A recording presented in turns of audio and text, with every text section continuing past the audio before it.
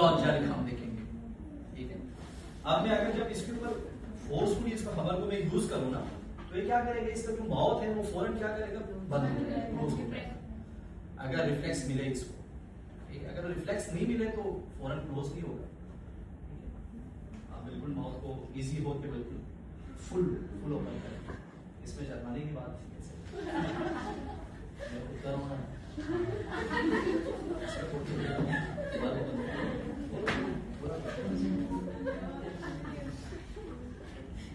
ये सेंटर है बिल्कुल सही, इसी के ऊपर हम इसको फिर वो रिफ्लेक्स करेंगे।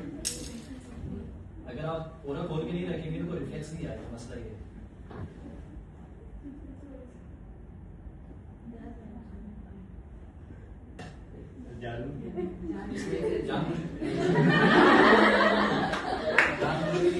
जब इसको मैंने मारा है तब खुद जाके ऑटोमेटिकली उसने अपना रिस्पॉन्स दिया, तभी वो रिस्पॉन्स दिया। चलो अगर तुम बोलते कि भाई इसने जानबूझ के किया, हम एकदम ट्राई करते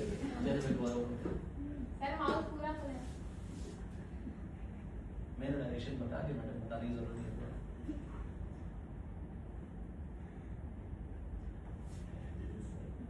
चले हम आपके ऊपर देखें।